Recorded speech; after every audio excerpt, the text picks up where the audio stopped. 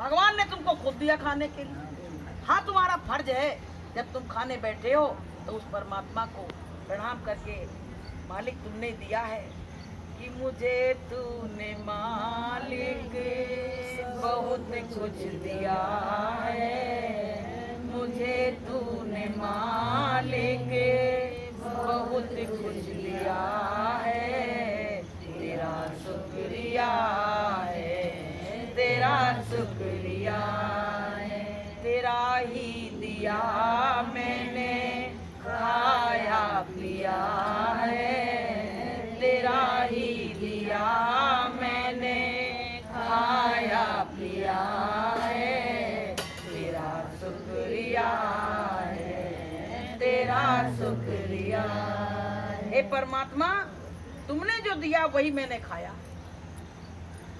तो बस ये विचार रखने चाहिए। ये विचार रखोगे तो तुम सही रास्ते पे चलते रहोगे।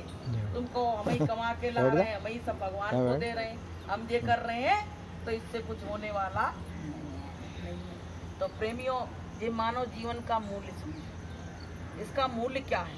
गुरु महाराज कहते सब चीजों का तो मोल लगा सकते हो, लेकिन इस जीवन का कोई मोल नहीं लगा सकते। अमोलक है जी, क्योंकि ये अपनी मर्जी से नहीं मिला है, ये मिला है तो परमात्मा की मर्जी से मिला है। क्योंकि कहा भी गया है कि प्रभु की कृपा से नर तन मिला है, प्रभु की कृपा से नर तन मिला है, अपनी मर्जी से मिलता नहीं है, अपनी मर्जी से मिलता नहीं है।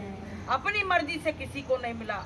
बहुत रोए, बहुत गिड़गिड़ाए, तब उस परमात्मा ने हमको दया करके, कृपा करके ये मनुष्य योनि दी कि मनुष्य जन्म दुर्लभ है और मिले न बारंबार, और जो भूल आ गए फल गिरे तो भूर न लागे। एक बार वृक्ष से फल टूट के गिर जाए जमीन पे तो दोबारा वृक्ष में नहीं लगता है। ऐसे ही मनुष्य जीवन मेरे हाथ से एक बार चला गया तो दोबारा मिलने वाला नहीं है। अभी तो हम बड़ी महलों की रानी बने घूम रहे हैं।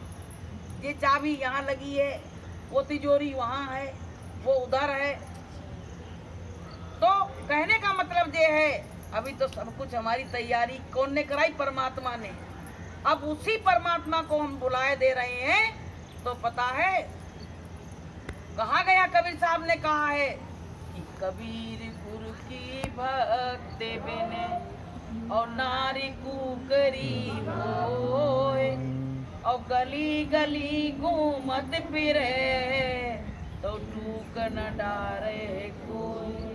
अभी हम कुत्ता कुत्तियों को थोड़ा थोड़ा टुकड़ा कभी कभी डाल देते, रोज कोई नहीं डालने जाता है। कभी बच गए थे, कुत्ता डाल लिया, यही तो करते हैं। ऐसे ही प्रेमियों, अगर हमने परमात्मा का नाम नहीं लिया तो ऐसे कुत्ता कुतिया का जन्म मिलेगा। एक एक टुकड़ा रोटी के लिए, एक एक कौर के लिए भटकते फिरेंगे, मुंह देखेंगे कि कोई डाल दे तो हम खा लें, वो स्थिति आ जाएगी। तो इसलिए मनुष्य तन जो मिला है, इसका सदुपयोग कीजिए, इसका दुरुपयोग मत करो। अभी तुमको मौका मिला है, तुमको समय है, और ये समय तुम्हारे हाथ से निकल गया। समय तो एक उड़ता पंछी है, और समय हाथ से निकल गया तो क्या तुम्हारे हाथ में दोबारा आएगा? नहीं आ सकता है। तो प्रेमियों, हम धीरे धीरे धीरे धीरे शरीर से भी रुग्ण हो गए भाई। हमारे अंदर अब जाने का समय आ रहा, तो बीमारियां तो आएंगी। अच्छा, आज तक ये बताओ, परमात्मा ने कभी कहा कि हम लेने आए तुम्हें? कभी मौत ने कहा तुम्हें लेने आए? अरे फलाने की मौत हो गई, उनको अटैक आ गया, वो गिर पड़े, उनकी मौत हो गई। इस तरह से मौत, गुरु महाराज ने कहा कि हिले रोजी और बहाने, हमेशा बहाना। मौत जब आती है ना, बहाने से आती है और लेके चली जाती है। तो प्रेमियों, एक बार क्या हुआ, मौत जा रही थी, भक्ति हुई, तो एक फकीर ने देख लिया। बोले तुम कौन हो? बोले तुम्हें मौत। बोले कहाँ जा रही हो? बोले उस गांव में जा रहे हैं, और उसमें प्लेग जैसी बीमारी फैल गई है, तो मैंने ही बीमारी फैलाई है, और अब उस बीमारी से जितने मरेंगे उनको समेट के वहीं लाएंगे। तो बोले कितने का टारगेट है?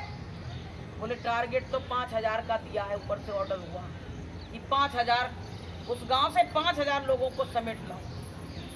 तो वो महात्मा जी वहीं खड़े रह गए। जब वो उधर से लौट के आई तो बोले कितनों को मारा? बोले बने तो 15। बोले क्यों? बोले 10,000 दहशत से मर गए। 5 को बीमारी लगी और 10 दहशत से मर गए। अब बताइए। तो प्रेमियों, कहने का मतलब ये है कि हम तुम अपने कार्य को सही ढंग से करो। ये तो मौत आएगी, सबको मालूम है। जिसको जिसको मनुष्य तन मिला है, संसार में आया है, ये परिवर्तनशील संसार है, इसमें परिवर्तन होते रहते हैं। तो हमारे भी शरीर में परिवर्तन होगा, मौत आएगी, निश्चित है। बड़े बड़े लोग, बड़ी बड़ी विरासत थी जिनकी, वो भी इस दुनिया को छोड़ चुके, वो भी चले गए। बताइए कि तेरे जैसे लाखों आए, तेरे जैसे लाखों आए, लाखों इस माटी ने खाए, लाखों इस माटी ने खाए। रहा न नाम निशान, उम्र खोए दई सारी, रे मूरख नादान, उम्र खोए दई सारी। कबहू न संत शरण में आया, कबहू न संत शरण में आया, ना कबहू प्रभु के गुण गाया, ना कबहू प्रभु के गुण गाया। मूरख मंद गंवार, उम्र खोए दई सारी, भजन बिना नादान, उम्र खोए दई सारी। ए मूर्ख इंसान, संत कह रहे कि तूने सारी उम्र यूं ही बर्बाद कर दी। उनको लग रहा है जैसे कोई काम पड़ा हो, कोई बैठ जाए तो कहते हैं इतना काम पड़ा है और ये आदमी कितनी निश्चिंती से बैठा है। ऐसे संत और महात्माओं को लग रहा है कि मनुष्य को कितना काम करना है, अपनी भक्ति करना है परमात्मा के लिए, लेकिन पता है वो कुछ भी नहीं कर रहा है, खाली बैठा गप्पे मार रहा है। बताइए, तो उनको देख देख के दुख। तो प्रेमियों, इस जीवन का कोई ठिकाना नहीं है। आज काल के बीच में जंगल होगा बास, और ऊपर ऊपर हल चलें और ढोर चरेंगे घास। हमारे ऊपर ही ये जानवर घास चरेंगे, इतने सी घास चरेंगे। और पता है हमको तुमको अभी जो नाते और रिश्तेदार बुलाओ, तो अगर गरीबी है तो आएंगे नहीं। अगर तुम्हारे घर अमीरी है, प्रसन्नता है, तो तुम्हारे 4 रिश्तेदार रोज खड़े रहेंगे। लेकिन तुम्हारे ऊपर अगर परेशानी आ गई तो कोई रिश्तेदार नहीं आएगा। लेकिन मौत के समय सब आएंगे। मौत के समय तो कहेंगे भैया आखिरी विदाई है, चलो विदाई देने, तो विदाई देने आते। किसी ने कहा है कि किसी दिन देख लेना कि ऐसी नींद आएगी, किसी दिन देख लेना कि ऐसी नींद आएगी, कि हम तो सोए हुए होंगे, दुनिया हमको जगाएगी, हम तो सोए हुए होंगे, दुनिया हमको जगाएगी, किसी दिन देख लेना कि ऐसी नींद आएगी। ऐसी नींद आएगी एक दिन, तो वही रिश्तेदार आएंगे जो कभी आए नहीं थे।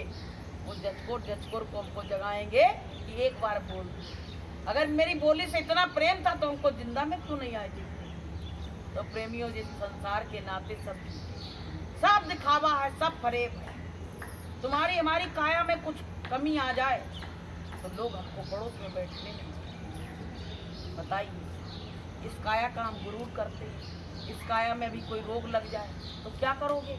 हमारे तुम्हारे बस का तो नहीं है, क्या कर सकते हैं, सब परमात्मा का है और तभी परमात्मा की याद आती है। तो प्रेमियों ज्यादा देखो हमारा अगर प्रेम है, कल एक दीदी आई थी, वो बेचारी बड़ी रोई, बड़ा दुख लगा आपको, हम लोग क्या कर सकते हैं, सब करता परमात्मा। तो उनको थोड़े से शिकायत हो गई है, थोड़ा, वो कोई रोग नहीं है, वो थोड़ा चरम रोग है। तो कह रही कि हमको घर वालों ने बाहर कर दिया। आप बताइए, जो बच्चे कहते थे ना छोटे में कि माँ मेरी माँ मेरी माँ मेरी, अगर दूसरा बच्चा गोद में बैठ जाए तो रोने लगते थे, उसको ढकेल देते थे। आज वही बच्चे कह रहे हैं कि माँ तेरी माँ तेरी माँ तेरी। बताइए, अब वो तेरी माँ हो गई, अब मेरी नहीं है, क्योंकि अब इस लायक नहीं रही है वो कुछ कर सकती। बताइए, कुछ कर सकती है, वो इस लायक नहीं बची, इसलिए वो तेरी हो गई। जब बच्चे लड़ते थे ना, एक बार बंटवारा हुआ तो सब लोग बड़े कुछ, ये प्रॉपर्टी मेरे हाथ आई, ये प्रॉपर्टी मेरे हाथ आई। तो छोटे वाले लड़के ने कहा पता है, मेरे हिस्से में, तुम्हारे हिस्से में तो सब कुछ आया और मेरे हिस्से में तो मेरी माँ, मेरे हिस्से में मेरी बहुत बड़ी अमानत मेरी माँ आई, मुझको इसी बात की खुशी है। सब लोगों ने ठुकरा दिया, लेकिन बच्चे ने उसने रख लिया। तो प्रेमियों, जिसके 3 है 4 है वो तो रख लेंगे, मान लो अकेला है वो भी ठुकरा, तो आदमी कहाँ जाए। तो प्रेमियों, कहा भी गया है कि अगर तुमने ठोकर खाई न होती, अगर तुमने ठोकर खाई न होती, गुरुजी तुम्हारी याद आई न होती, गुरुजी तुम्हारी याद आई न होती। वो परमात्मा हमको धक्का देता संसार से, ऐसे कुछ विघ्न पैदा कर देता जिससे संसार वाले तुमको ठोकर मारे और तुम आके परमात्मा की गोद में गिर जाओ। और फिर भी जैसे कोई कुत्ता होता है ना, मारा जाता फिर वही देहरी पे जाके बैठ जाता, हम जीव का वही स्वभाव है कि ठोकर तो मार रहे हैं घर वाले, लेकिन हम फिर भी परमात्मा की शरण में नहीं जा पा रहे हैं, फिर भी जाके उसी देहरी पे बार बार। वो तो कहता है कि इसको ठोकर मारे तो ये मेरी शरण में आ जाएगा, लेकिन इसके बावजूद भी जीव नहीं आता है, तो भगवान भी उस जीव से हार जाता है। तो प्रेमियों, हमको तुमको जो मानव जीवन मिला, हमको गुरु महाराज मिले, हम तो कहते हैं हमसे कोई पूछे हम अपने विचार बताएं, हम किसी और के तो नहीं बता सकते हैं। तो मेरा तो जीवन धन्य हुआ, अब मिल गए, अब छोड़ेंगे है ये पता है, क्योंकि गुरु महाराज ने कहा है जब तक मैं अपने निज धाम पहुंचा नहीं दूंगा तब तक मैं किसी जीव को जिसको पकड़ा हूं उसको छोड़ नहीं सकता। आप लोग यहाँ आते हो, गुणगान गुरु का संदेश सुनते हो और आप जय गुरुदेव बोलोगे तो गुरु महाराज आपको भी उतनी ही ज्यादा जैसे मेरी मदद करेंगे ऐसे आपकी भी मदद करेंगे। बोलिए प्रेम से। तो आप लोग सब लोग बहुत अच्छे मुकाम पे यहाँ बैठे। देखो गंदी जगह तो सब पहुँच जाते हैं, अच्छी जगह आना जीव का बड़ा मुश्किल है, उसके कुछ पुण्य उदय होते हैं कि कबीरा मन मलिन है और धोए छूटे नहीं रंग, और कई छूटे सत्संग में और कई संतन के संग। तो आप लोग जो सब लोग आते हो तो जो मलिनता मन की है, गंदगी है, वो यहाँ सब साफ हो जाएगी। इसलिए प्रेमियों, क्या बुरा लगता है यहाँ आना? वचन बुरे लगते हैं? सकून मिलता कि नहीं मिलता है? जब परेशानी होती है ना तो लगता कोई हमको सत्संग सुना, यही लगता कि नहीं लगता है? और वैसे हमको कुसंग अच्छा लगता है, लेकिन जब परेशानी होती तो हमको सत्संग अच्छा लगता है। तो प्रेमियों, इसी तरह से आप लोग आते रहो, और हमको बस एक बात आपसे जरूर कहेंगे कि जय गुरुदेव नाम प्रभु का, इसकी माला आप लोग जरूर करने लगो सब लोग, बहुत आराम मिलेगी। आप यूँ कहोगे बहन जी मुझको तो बड़ा लाभ मिल रहा है, इतना लाभ मिलेगा कि हम अपने मुंह से उसका वर्णन नहीं कर सकते। देखो सुख तो सबके घर में है, पैसा से आदमी कहता पैसा से, लेकिन शांति नहीं है आजकल किसी के घर में। हर आदमी अंगार उगल रहा है मुंह से, जरा सा कुछ हो जाए तो बेटा बाप पे चढ़ रहा है, बाप बेटा पे चढ़ रहा है, माँ बेटे पे चढ़ रही है, बेटा माँ पे चढ़ रहा है, वो स्थिति बनी हुई। तो कहने का मतलब ये है, जब तुम सत्संग में आ जाओगे और गुरु का नाम की माला फेरने लगोगे ना, तो कोई कुछ कहेगा भी ना, तो वहाँ थोड़ा तुम वहाँ पे रुक जाओगे कि अरे गुरु महाराज ने क्या कहा, एक गर्म हो तो एक ठंडा हो जाए, तो अब हम बोलेंगे नहीं, कभी मेरा मौका आएगा तो मैं बोल लूंगा। तो प्रेमियों, हमको तुमको बहुत सब्र और शांति से रहना है। यहाँ से जाओ तो लोग तुम्हारी याद करते जाओ। यहाँ से जब हमारा जनाजा निकले तो पीछे से लोग बड़ाई करें, कह रहे भैया ये तो बहुत अच्छे लोग थे, इनने तो कभी किसी को कटु वचन बोला ही नहीं, अपने काम से काम परमात्मा की भक्ति करते थे। तो प्रेमियों, ऐसा कुछ ऐसा बना के जाओ कि हमारे जाने के बाद भी लोग कुछ दिनों तक मेरा नाम लें, और ऐसा ना हो कि मेरे जाने के बाद तुरंत ही मेरी उधर अर्थी निकले और उधर लोग मेरी बुराई सुन लें। तो भैया, अच्छे का अच्छा मिलेगा कि बोया पेड़ बबूल का तो आम कहाँ से हो। अगर बबूल बोओगे तो कांटे मिलेंगे, अगर आम बोओगे तो फिर मीठे आम खाने को भी मिलेंगे, है ना। तो बोलिए प्रेम से जय गुरुदेव।